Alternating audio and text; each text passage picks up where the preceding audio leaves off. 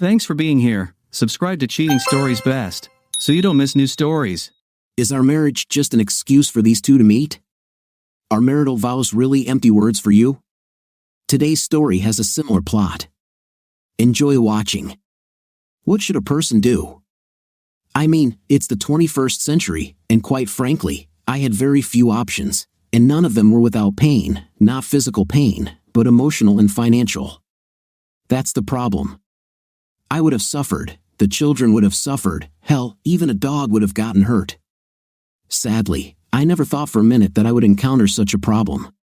Growing up middle class in Albany, problems were always with school, sports, and then girls. Girls were a problem.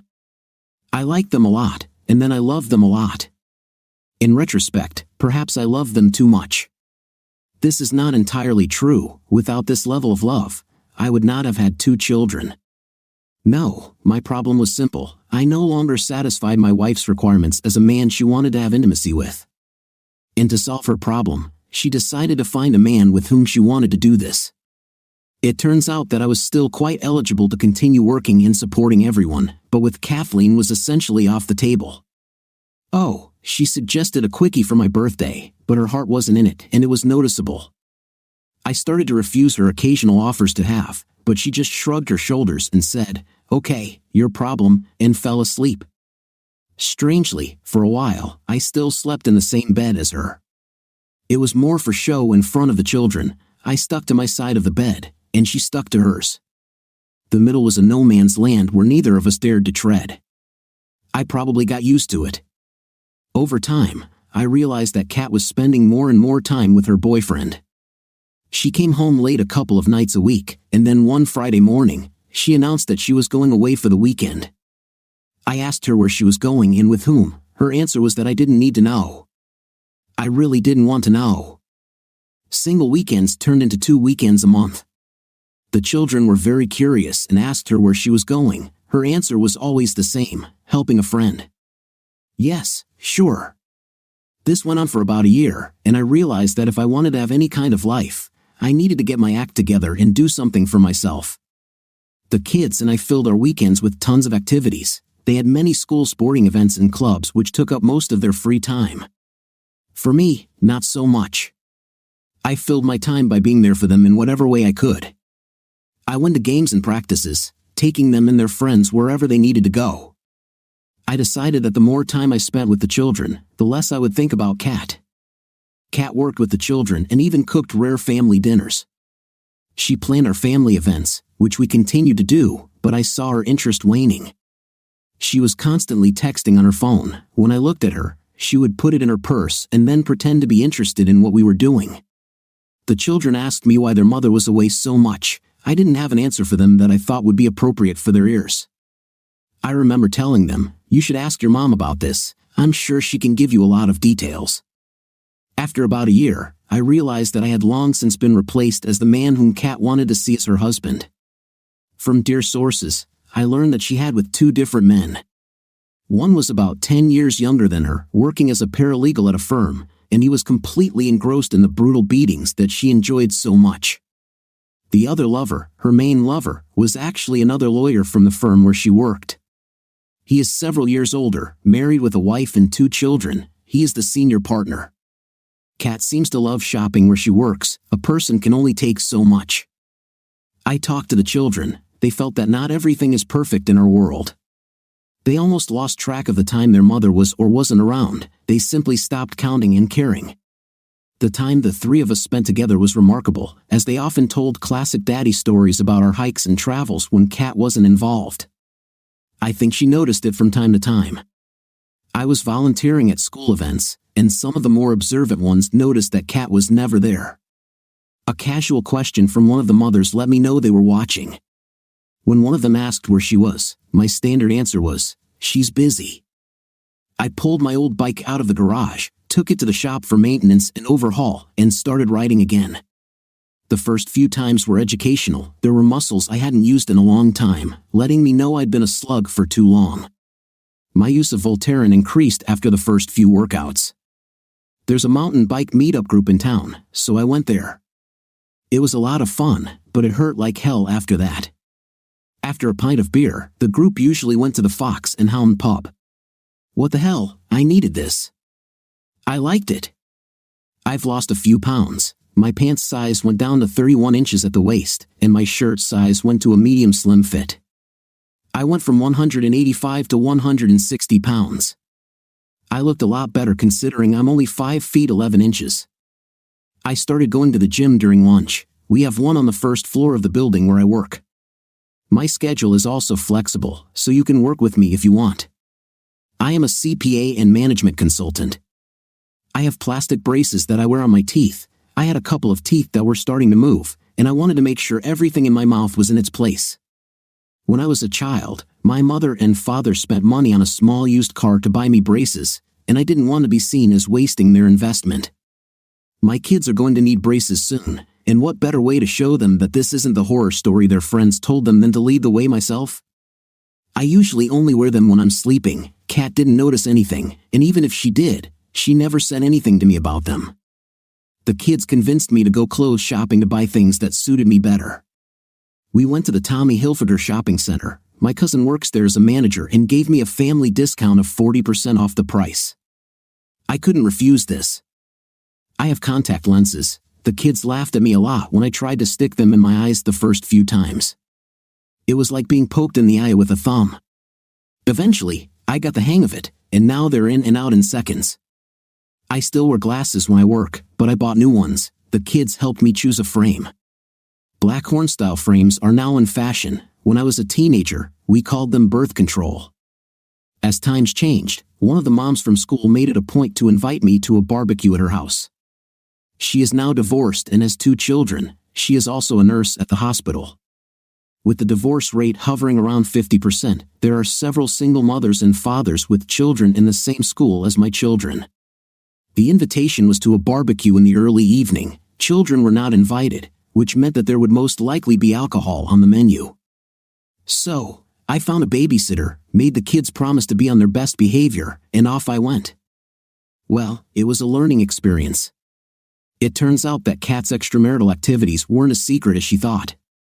She was seen with her boyfriend in several restaurants and clubs in the city.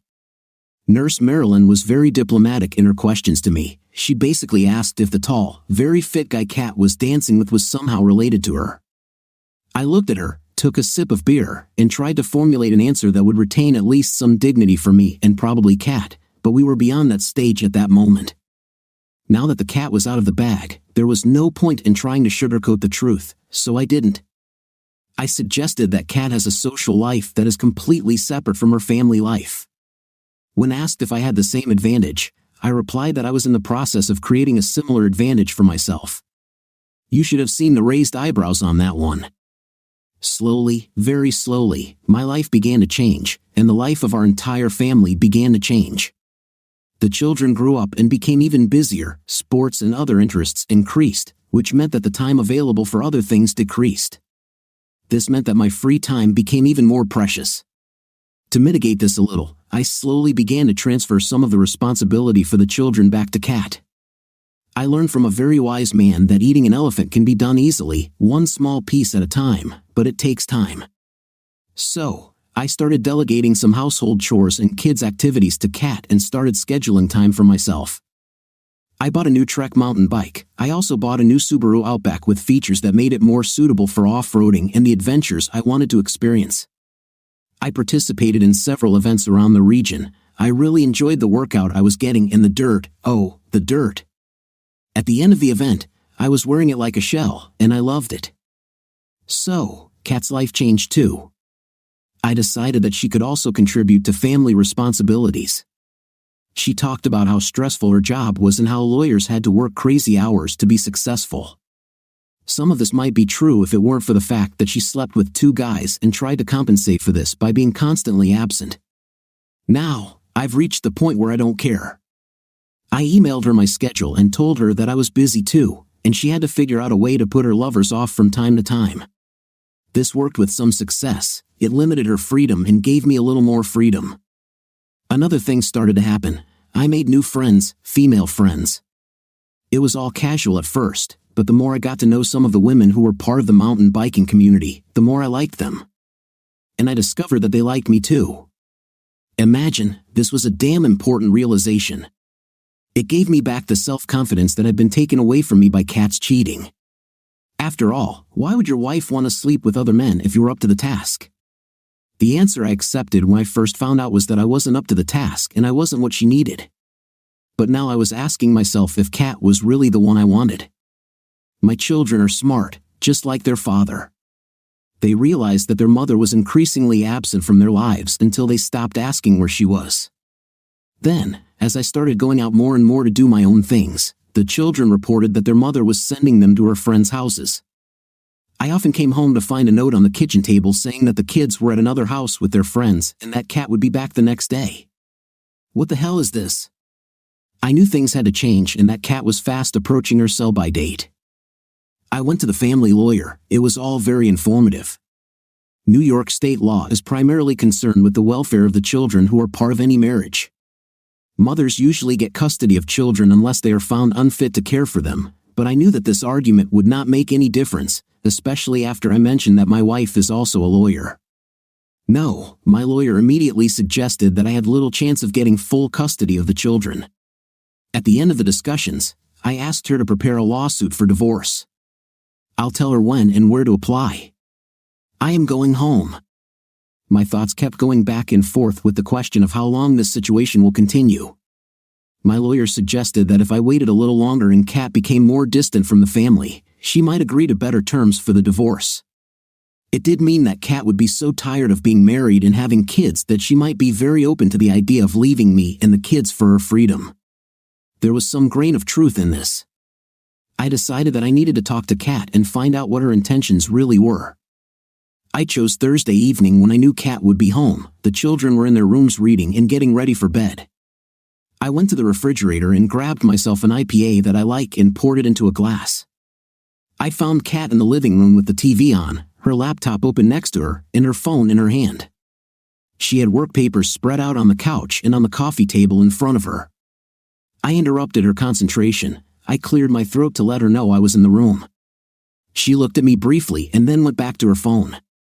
"Kat, we need to talk," I said. She continued to concentrate on the text she was typing.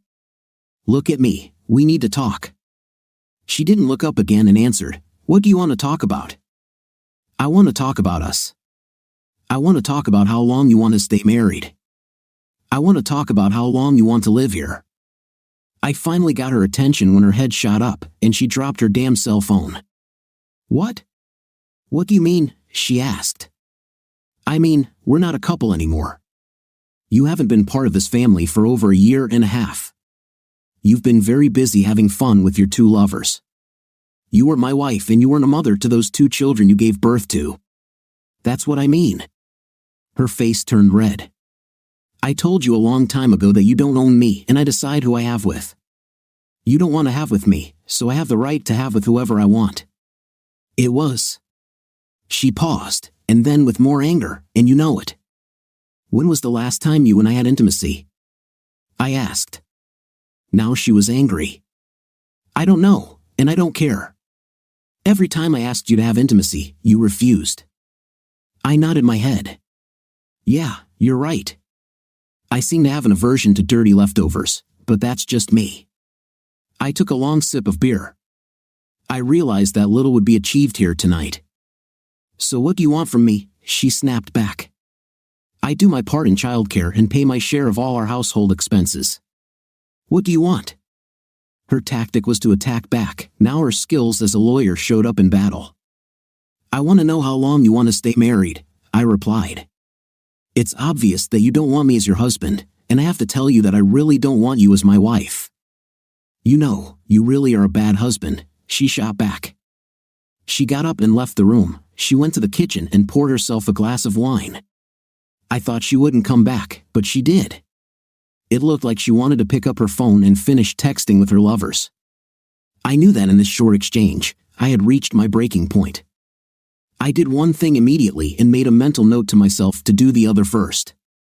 On Friday, I went into the bedroom and started taking all my things out of the closet and moving them into the guest bedroom. It took a few trips, but I did it in about an hour. Kat continued to do her business in the living room. I actually slept pretty well that night. The next morning, I talked to the kids at breakfast.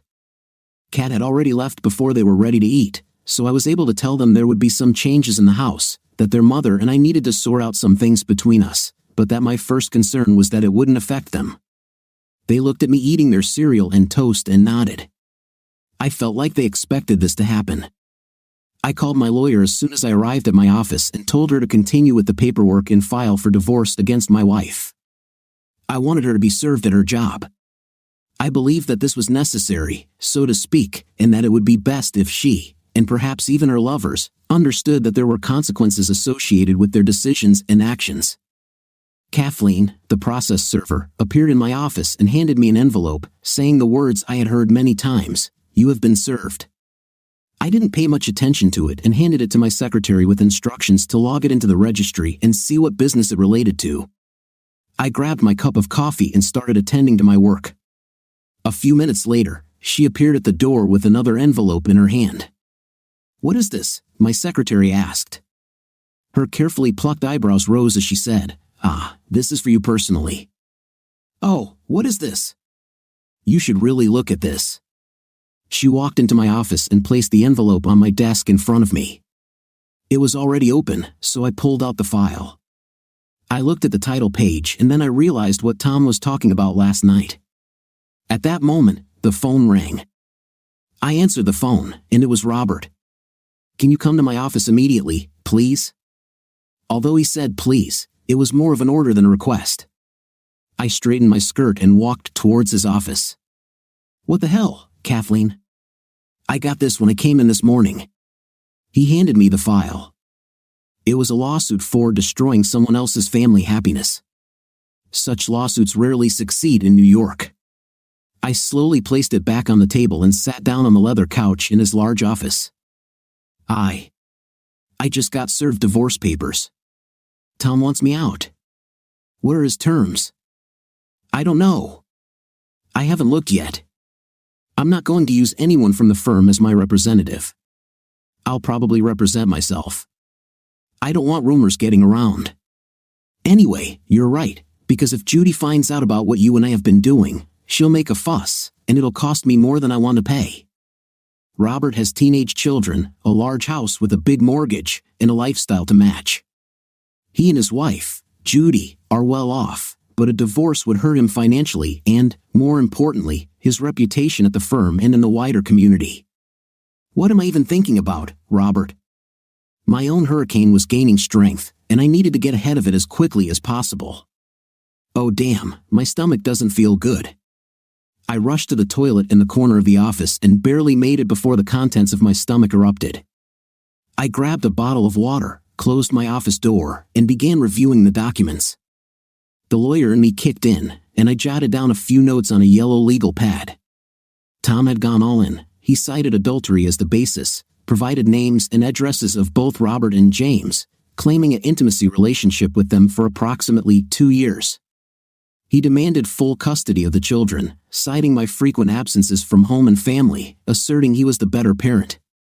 My fitness as a guardian was contested, with a list attached documenting times I spent with Robert and James over the past year. Crap, I muttered. Tom wants half of our house, half of our savings, and child support until they graduate from university. This could last for years. The most alarming aspect was it would all be aired in family court. Tom demanded a full medical examination for a range of intimacy transmitted diseases and sought the names of all my partners since our marriage. Crap, I repeated, rubbing my temples. The judge may sympathize medically, making it tough to overcome. Tom wants me out of the house, claiming I'm no longer a suitable example for the children. Essentially, he's branding me as a frivolous woman. Neither Robert nor James ever came to my house. I've been careful about that. I tried to call Tom, but his cell phone went straight to voicemail. I left an angry message, which in retrospect wasn't a good idea. I left a few more messages, asking him to reconsider and suggesting we could try to work things out. I contemplated heading to his office but decided I likely wouldn't get past the reception desk. However, I needed to act swiftly. I got into my car and drove there, managing to bypass the receptionist simply by walking in as if I belonged there. She didn't even look up. Tom wasn't in his office. I waited about an hour, but he never showed up. I left, knowing I had things to do. Back in my office, the hurricane of events had gathered momentum. Another process server with an envelope was waiting for me there. It was a temporary restraining order that prohibited me from living in my home for the next 30 days, or until a formal hearing could be held to iron out certain details. I was allowed to come home to collect necessary personal items, clothing, and effects, as well as any work documents, computers, or work-related equipment. I had to call the court clerk to set up a time, but it couldn't be until tomorrow. Tom's lawyer beat me to it, and I was already struggling against the current volume. I sent Kat a text to tell her that I would pack her bag for her and take her to her office. I asked her to send me a list of what she wanted, either that, or she could come home and have my lawyer oversee her fees. I had been home all day but received a call from my boss who told me that Kat had been sitting in my office for over an hour waiting for me to return. He kept everyone away from her. I thanked him. Kat arrived home late in the afternoon when she knew the children would be returning from school. I looked at her. You know the restraining order means you shouldn't be here. Why are you doing something like that? It's unnecessary and really funny. Are you trying to stop me from seeing my kids? Why are you doing this? Oh, come on now, you're a worried parent yearning to be with your kids? What about all the weekends you spent with your lovers, all the weekdays you missed the evening routine, all the kids' activities you couldn't find time to attend? Come, you took every opportunity to spend time with your lovers instead of your kids or me. Now you come home to tell me I'm ridiculous? If you wanted a divorce so you could have on the side, why the hell didn't you just say so? Why all this nonsense? Tell me, what I do and don't do is none of your business. Who I have with is none of your business. You could have with me every week, but you missed your chance. My damn chance. Oh, that's rich. You offer me leftovers after others, and then when I turn down the possibility of contracting an intimacy-transmitted disease from you and your lovers, everything you ever do is you turning away and ignoring me. Well, now it's my turn to ignore you. Take the things you came for and get out. Kat stepped back and her face turned red.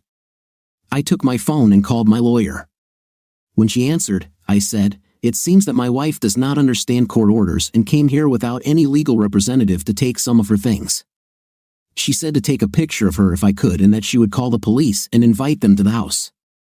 Kat slowly gathered her things and, sure enough, 2 policewomen arrived. I explained the situation and showed them a copy of the court order. After some discussion, I pointed them to the bedroom. They walked up the stairs and, after some loud discussion, escorted Kat down to the kitchen. To say she was furious was an understatement. She exploded at the police. The senior police officer told her to calm down or they would handcuff her and take her to the station. One of the policemen looked at me and asked if I wanted to file charges against her. I inhaled, then exhaled, and told her no. I decided that the point had been made enough for her to understand that I had been angry with her for the last year and a half, and that we had reached a breaking point. The senior police officer escorted her back upstairs.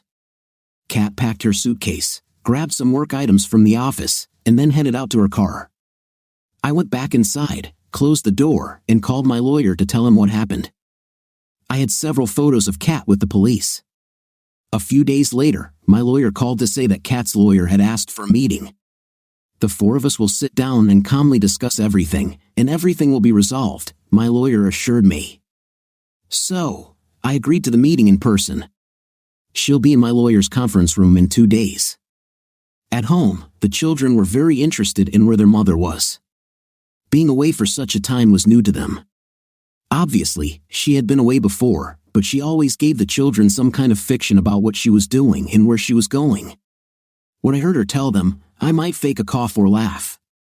She looked at me from under her brow and made a contemptuous grimace. I arrived at the meeting a little early to speak with my lawyer. We discussed the overall goals I wanted to achieve and how to convince Kat that it was in her best interest to agree. What Kat's lawyer didn't say up front was that their plan was to argue that things had gotten out of control, that Kat deeply regrets all the pain she unknowingly caused me, and that our marriage has been invaluable to her. They proposed resolving all issues through marriage counseling and that she should return home immediately to be with me and the children. As they were talking about the importance of marriage for the family unit and how children do best in a two-parent family rather than a single-parent family, it was clear nonsense. We all knew this, and I gave her my incredulous look. My lawyer countered with a question, "Have you received your STD test results yet?" Kat and her lawyer looked at each other, then at me, and responded with a question, "Why do you need medical testing?" I snorted at that and replied to her lawyer, "Because I want to make sure she didn't give me some weird and deadly damn disease." "Are you sure Robert and James didn't sleep with other people?" "If you're sure, let's ask." Their heads whipped around. They stood up, and now Kat and her lawyer were yelling at me. I ignored them and sat with my arms crossed. Finally, they sat down and calmed down. Her lawyer suggested, "There is no need to involve anyone else in this personal matter. We will conduct STD testing next week and report any relevant results." I quickly added, looking Kat in the face, "I want the results in writing, no matter what they are. I don't trust you right now." As you can probably guess, divorce will be long and painful. I knew that Kat didn't want to involve her lovers in our affairs, especially Robert, who had the most to lose. I knew that if we subpoenaed him to tell the family judge how long he had been having with a subordinate at the law firm, it would reflect badly on him. His career would suffer, and his wife might be a little annoyed. It would cost him dearly. James was a different story. To buy his silence, he could be threatened with dismissal or rewarded with promotions and money. He was not married or living with anyone, but my detective learned that he enjoyed the company of both women and men in his bed. This in itself would really disrupt the order of the law firm. The scandal is bad for business. Kat had a lot to lose. The weeks stretched into months, and there were court hearings to overturn the previous court order banning Kat from the house. She managed to cancel it and solemnly returned home to find that neither the children nor I were there. We had gone to Disneyland in Florida. My mobile phone rang, calls and text messages from Kat were numerous. "Where are you?" was the main topic of the messages. After a good amount of time, I replied that the kids and I were very busy having fun. At this point, I turned off my phone, and it remained off for the rest of my time in Florida. On the plane ride back home, I knew I was in for the difficult task of managing the house and everything else. When we landed in Albany, I took a moment to call my lawyer. She advised me not to do anything that would make the situation worse and to talk to Kat as little as possible. My lawyer worked at a feverish pace to get the order restraining Kat from going near the house. She acknowledged that it might take some time. I decided that my life would be hell for the next few weeks, and so it happened. Kat was delighted to see the children and hugged them long after we pulled up to the house. The children had to make an effort to free themselves from her iron embrace and slip away to their rooms. I busied myself collecting the kids and my own dirty laundry, then loaded it into the washing machine. Kat was doing something in the kitchen, which was not her usual area, and trying to prepare food for us. The smell was, well, similar to the smell of old burnt sneakers, disgusting. I used my phone and ordered Chinese food delivery. When it arrived, I called the children into the kitchen and fed them. They happily ate it all as their mother bombarded them with questions about Disneyland. I ate in silence.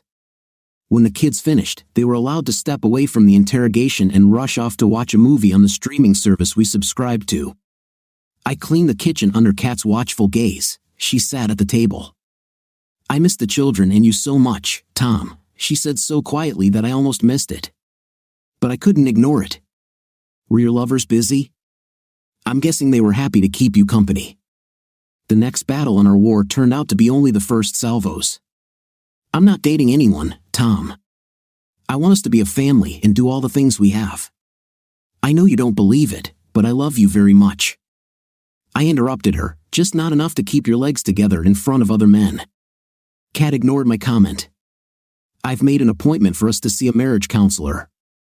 We need to figure out what's important and focus on those things." And she continued to talk for what seemed like forever. I left the kitchen, and she followed me into the bedroom, continuing to talk the whole time. I closed the door in front of her. I noticed that she had unpacked and planned to sleep in the master bedroom. I shook my head, realizing that I had a lot of work ahead of me. I gathered a handful of her things and went to the door, opened it, and threw them into the hallway. Some of them fell on her. This temporarily interrupted her monologue. I closed the door. She opened the door, carrying her things back inside. And that's how it started, or continued. Crap. So, the next few weeks were fun.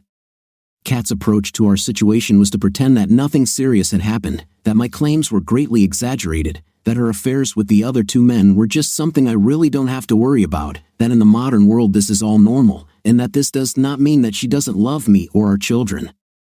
However, what she did was go back to the family court judge and formally request marriage counseling. I was unable to attend court that day, and my lawyer was unable to convince the judge that the marriage was not salvageable and that any counseling was futile at this stage. The judge did not accept this argument, saying that marriages suffering worse than ours were saved, so that we could pour out our feelings in 10 counseling sessions. Fabulous. Kat and her lawyer arranged for us to see this marriage counselor. I figured that once the counselor knew the full picture, he or she would come to the conclusion that our marriage was truly over and that we should all move on. How wrong I was. Kat found a counselor who embraced the newfangled view that modern marriage was much more flexible and fluid than the narrow confines of earlier times, that in the 21st century, we need to see our commitment to monogamy as part of a bigger picture, that we must see ourselves as independent but at the same time committed. I had to laugh when I expressed my thoughts that this might be great for us as a couple. Kat and the consultant both decided that I had given up and that Kat could find a way to have hers and eat it at the same time.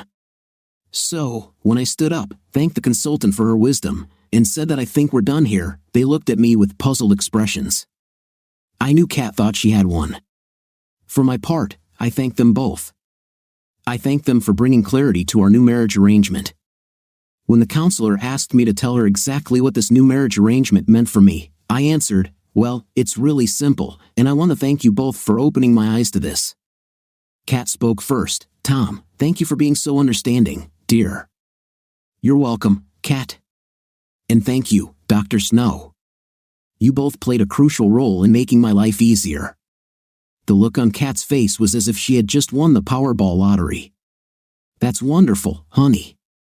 We'll definitely understand each other better, and I'm really looking forward to resuming the intimacy we used to have. I want to make love with the man I love." "Okay, well, I want to make love to the woman I love." Huge smiles appeared on Kat and Dr. Snow's faces. Their mission was accomplished, in their opinion. I agreed to accept what they expected of me. Yes, sure. Unfortunately, Dr. Snow wanted me to come back and talk to her one-on-one, while Kat celebrated her victory. The marriage-saving doctor wasn't so sure. I agreed to return and promised to set up a time with her receptionist, who was guarding the door when we left the marriage counselor's office. We went home. Kat was very affectionate in the car. She wanted to hold my hand. Her look spoke volumes. When we got home, I went to the home office to send some emails and update information with my lawyer. After dinner, Kat started getting the kids ready for bed, and I went into my bedroom to change. When I came out, Kat saw that I was going out somewhere. "Where are you going, Tom?" I looked at her. "Oh, it's my meeting night at the cycling club. I'll probably be back late, so don't wait for me. Bye." I walked out the door and left before Kat could say anything. The club planned a 30-mile ride that night and an hour of socializing afterward. I planned to enjoy both. I got pretty muddy during the trip and enjoyed a pint of Guinness in the pub afterward. 2 single women club members, who knew I was divorced and getting a divorce, were wonderful to talk to. So much so that I asked one of them out on a Saturday night. 3 days later, I returned home a little after midnight, and Kat was already asleep. I undressed and headed to the shower. I rinsed my dirty cycling clothes in the laundry room sink and put them in the washing machine. After that, I went to bed in the guest bedroom. In the morning, I got up early and was ready to go to work. Kat walked into the kitchen as I was about to walk out the door to the office. She looked a little confused. "What time did you get home last night?" I looked at her as I packed lunch and poured coffee for the road. "Around midnight." She asked, "What time will you be back tonight?" I replied, "About 6. You need to pick up the kids from school today, that's it." I walked out the door. Thursday and Friday passed with virtually no conversation between us. I knew that her self-imposed abstinence from with her lovers was an attempt to make it appear that our family life would return to normal, but this was not the case. On Saturday morning, Kat and I discussed our schedule for the day, lots of driving to take the kids to all the activities they participate in.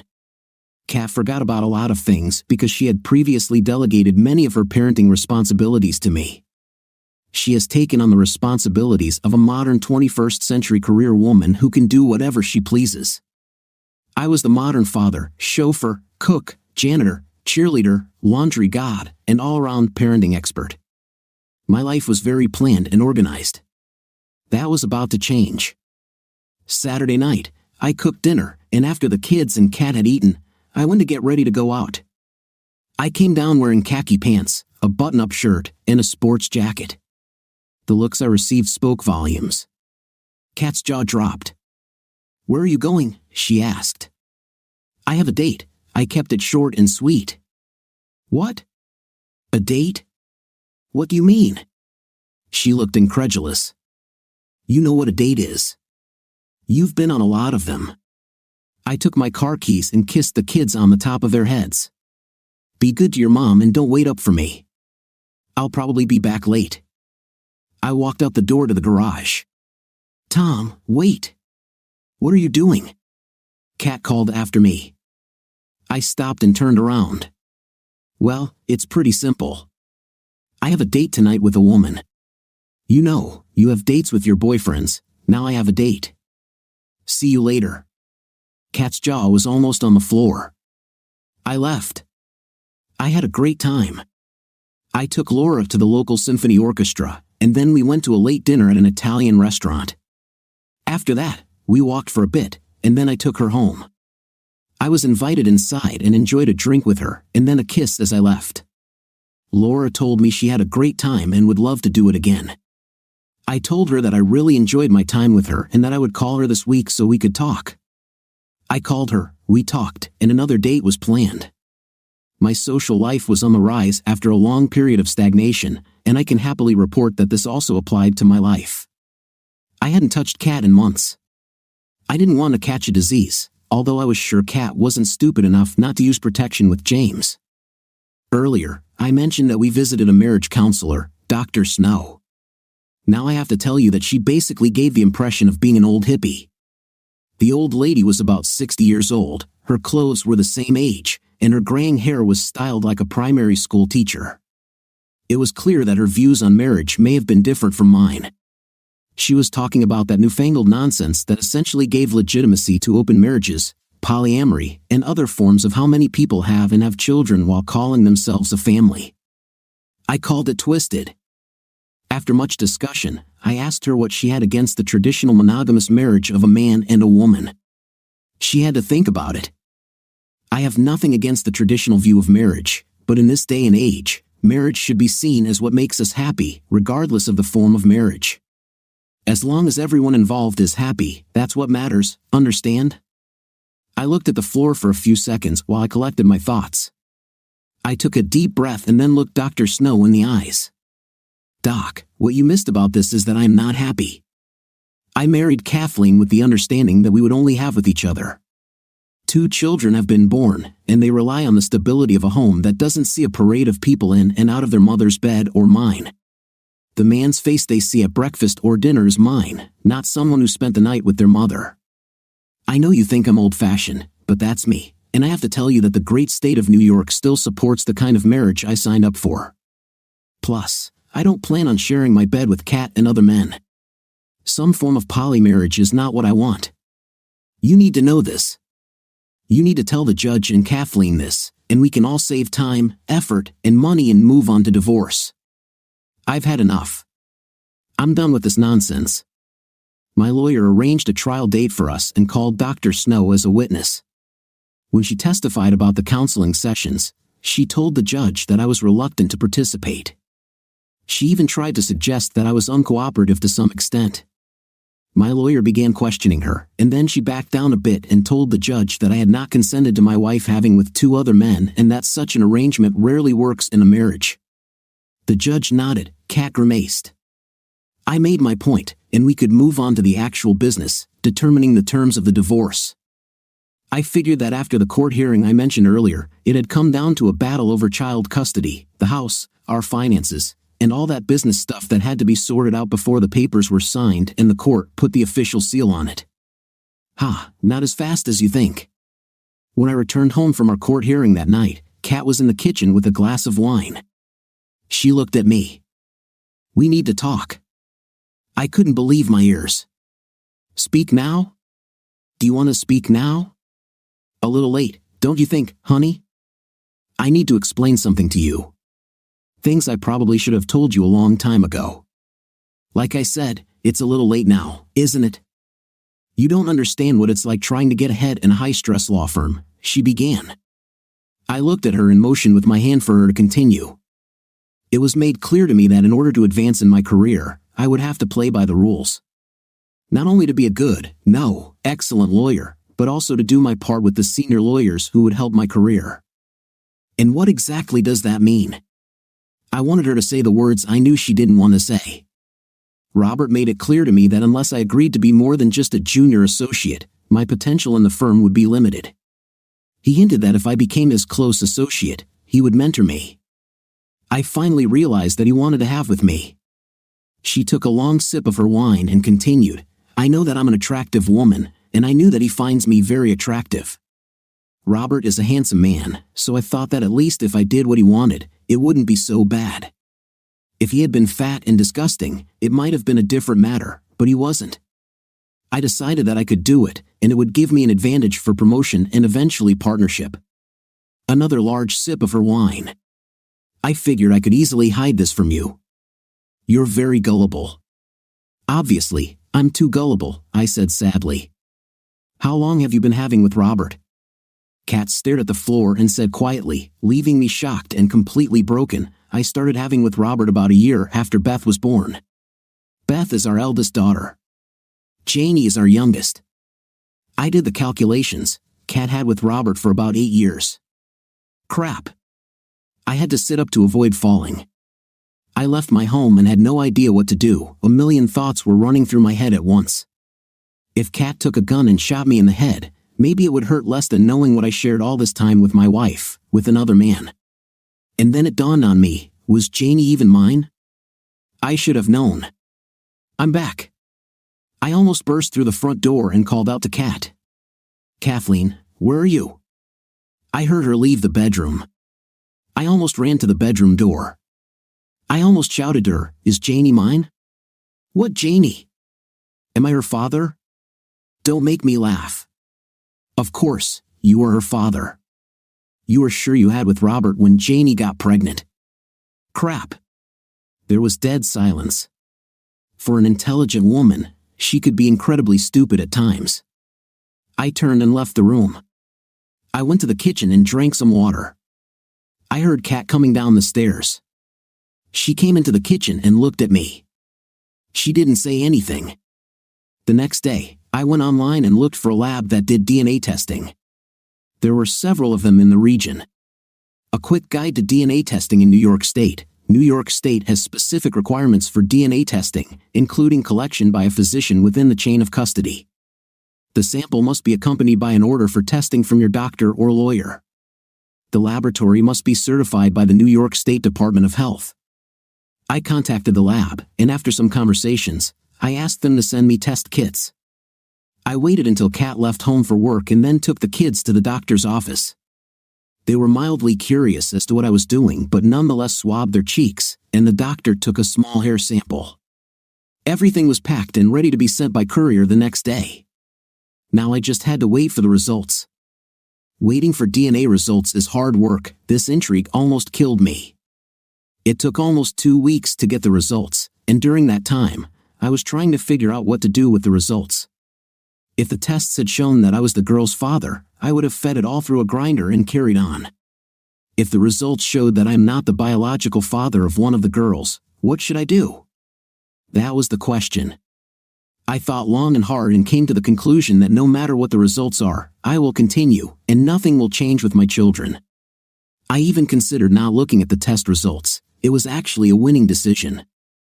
So, I decided to put the tests in a safe in my office and only take them out if I had no other choice. But then, I didn't know what it would be. Damn. Why did Kat have to have intimacy? No job or career was worth destroying your family, at least not for me. The next time I talked to my wife, I asked her if she was making any plans for the time after our divorce was final. The fight continued, the heel dragging continued. Honey, I don't want a divorce. You and I and the girls are family, we need to be with each other. I love you, Tom. What I did with Robert took nothing away from you. Hell, even when I was with James, all he got was crumbs from your table. I couldn't believe the nonsense she was saying. My table? My damn table? What about my bed? Have you ever thought about this? Have you ever thought about me or your daughters when you were sleeping with these two men? Yes, so lawyers have the ability to share interests, I thought. That's what my wife did when she had with Robert. For her, it was a different planet that she was on, and her two worlds, her legal career and her family, would never meet. We could be kept separate from her other life without one influencing the other. At least that was her plan. And for a long time, it worked. It worked until it didn't. It didn't work. Now, Kat looked at her manicure in the floor. I felt disgusted and left. But I'm back. You need to get out of this house immediately. Then I left. Kat's lawyer managed to stall for quite some time, but eventually, the time was running out. My lawyer tried to appeal to Kat's sense of fair play and sought an uncontested divorce. Kat was having none of it. Additionally, depending on how supportive the family courts are, it could take a year or two for your divorce to be finalized. I needed to find a way to get things moving. I only had one ace in my pocket, but that meant I would have to do something I didn't want to do. I'll have to look at the DNA test results. I took the envelope out of the office safe and placed it on the table. I poured a cup of coffee and stared at it for so long that it ran out and the rest of the coffee remained cold. Mentally, I weighed the impact of what I was about to read. If my worst fears were to come true, what would it do to me and my children? Deep down, I knew that whatever secret was hidden in the shell of DNA, it would not change the way I viewed my children. I took the blade of the letter opener and carefully cut the top of the envelope. There were 4 sheets of paper inside. I unfolded them, straightened out the folds, and placed them in the center of my desk. As I began to read, my world fell apart a little more. At that moment, I hated Kat more than I had ever loved her. She had given away what I thought was ours. Beth is my biological daughter. Janie is not my biological daughter. I took the 4 sheets of paper to my copier and made 3 copies of the documents. Then, I returned the originals to the envelope and put it back in the safe. I knew what I needed to do. I called Robert's office and spoke with his secretary to set up an appointment. She didn't know who I was and made an appointment for me a week later. I put a copy of the DNA results in an envelope and couriered them to my lawyer. She would add them to the file and could use them in court at the appropriate time. The next week, I avoided Kat like the plague. I did everything I always did with the kids, but if Kat tried to join us, I would make an excuse as to why I couldn't go and leave her to deal with the girls on her own. The day of my meeting with Robert arrived, and I went to his office, hoping that I would not accidentally see my wife there. I was waiting in the waiting room, ready for my plan. Finally, his secretary looked at me and said that he was ready to see me. When I entered and he saw me, he turned a little pale but tried to hide it with a greeting and offered to shake my hand. I didn't accept his hand, but I made sure the door was closed. "Well, Tom, what brings you here?" "Let me call Kathleen and see if she can join us," he said. I raised my hand to let him know not to worry. "I came to talk to you, Robert, and this is not a social visit. I think we won't involve my wife today." "Well, Tom, what did you want to talk about?" Robert asked nervously. I took the envelope out of my jacket pocket and placed it on his desk. He looked at it as if it was about to explode. "What is this?" "This is what I want to share with you. See, I have a problem. And that problem is the wife you've been having with for the last 8 years. That problem is a daughter who is not my biological one. That problem is the divorce. That this issue is the conversation I will have with your wife unless you convince Kathleen that it is in her best interest to agree to a divorce. This issue is the public disclosure that you have had with a subordinate over an extended period of time. This issue is the problem is what your corporate clients will think about the ethics or lack thereof of this firm. That's my problem, and now it's your problem. Robert blushed and looked like he wanted to jump over his mahogany table and strangle me with his bare hands. I turned and headed towards the door. You have 24 hours to get her to sign the divorce agreement, or my next visit will be at your house, and we will talk to your wife. Deal with it yourself. I walked away and got out of there as quickly as possible, in case he had a gun on the desk. That night, when Kat returned home, she stormed in, furious. Why the hell did you go to Robert's office? I waited a few seconds before answering. Why do you think I went to him? Did he show you what I left for him? It doesn't matter. It doesn't matter who Janie's biological father is. You are her father, always have been, and always will be. What does it matter who impregnated me? How can you be so deceived? Really? Don't you think it matters to me that you've been deceiving me almost our entire life together, for your job, you know? I had built up a good amount of anger and had to remind myself of my lawyer's sage advice. Don't do anything stupid or you'll regret it. I actively counted to 10 in my head to pull myself together. Tom, you know I love you, and you know these DNA results don't matter.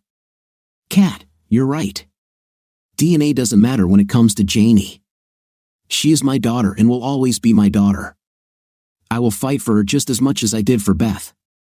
You can be sure of that. I tried to go to the kitchen to pour myself a beer and relax. I managed to pour myself a favorite IPA and went to the family room. Kat followed closely behind me. Why did you try to threaten Robert by telling his wife about those DNA results? Nothing will come of it. Robert is working to get a restraining order against you coming near his home or family and to stop him from disclosing the DNA. Is that true, honey? We need to forget all this divorce nonsense and get back to married life. I'm going to cook dinner. Why don't you help me with these? With these words, she turned and went to the kitchen. I could hear pots and pans banging and general kitchen noises, as if cooking would solve all her problems and make me forget how much she had cheated on me for most of our marriage. I quickly sent a message to my lawyer to inform her that Robert was trying to preemptively stop me from communicating with his wife and exposing what a creep he was. What Kat and Robert forgot was that I knew how to use a phone, and getting a phone number wasn't that hard. His wife worked with several charity committees, so it was relatively easy to reach out and talk to her. And that's exactly what I did. Thus, the rich live by their own rules, which are different from the norms that everyone else lives by. I always knew this, but my conversation with Mrs. Robert confirmed it once again. Money does buy privileges. A lot of money buys rights. When I introduced myself to her, she quickly admitted that she knew who I was and guessed what I wanted to talk to her about. I was so shocked by this that I had to focus on what I wanted to tell her. She seemed to know about all of her husband's affairs and was aware that he and my wife, Kathleen, had been secret lovers for some time. When I pulled out the DNA test results showing that I was not the father of one of my daughters, she quickly scanned the documents and returned them to me with the question, "What do you want, Thomas?" It was really very simple. I looked her straight in the eyes and said, "Do you have influence over your husband to convince Kathleen to agree to the divorce? Why do you want to divorce her? Is she such a bad wife that you want to get rid of her?" she asked. I am very surprised that you asked this question. Isn't a long-term relationship and pregnancy with another man hidden from her husband enough to deserve a divorce? Divorce is overused, I added. How long did you know about her relationship with Robert? A few months now. Was she otherwise a good wife and a good mother? I started to realize where this conversation was going, and I didn't like it. In my opinion, she was a terrible wife, and her deception was intentional. That says a lot. How can I trust her to have the best interests of her children and her marriage in mind when she slept with other men, got pregnant by your husband, and thought that what I don't know doesn't bother me? Well, I know, and it bothers me. Then, she told her little secret. I have known about Robert's womanizing ways for a very long time. His relationship with Kathleen was not the first, and it would not be the last. When his affairs were revealed to me, I decided that I liked my life and I was not going to do anything about it. You see, when I found out that Robert was having an affair, I decided that I would pursue my own extramarital activities, and I love it. I don't plan on stopping them anytime soon. "Oh my God, this is the same layer as my wonderful your wife. Look, I don't care what you do, but when your husband interferes in my life, it really hurts me. Please tell him that it is in his best interest, and now yours, to convince Kathleen to stop opposing the divorce, to sign the documents, and they can continue to have whenever and wherever they want. Just do it." "What do you mean, in my best interests?" "In case you haven't noticed, you enjoy a high social position in the community. You'll deal with it." I turned and left, feeling dirty after this meeting. A few days later, when I was at home with the children, we were playing in the hallway. Kat drove up and got out of the car. She looked like she was ready to explode. After dinner, when the girls had finished their homework, Kat really wanted to talk. It appears Robert and his wife had a frank conversation about the implications for their lives of the revelation of his affair with Kathleen. Not only for their social circle but also for what it would mean for the firm and their many very conservative corporate clients. A good old-fashioned scandal is very bad for business. Thus, Robert realized that it was not good for his comfortable existence for it to be revealed what kind of mischief he got up to during his workday. And it would also not affect his wife well. Consequently, he and Kat had a cordial conversation, and he encouraged Kat to find a quiet solution to our divorce disagreement. Failure to do so will not help Kat in her progress toward full partnership in the firm.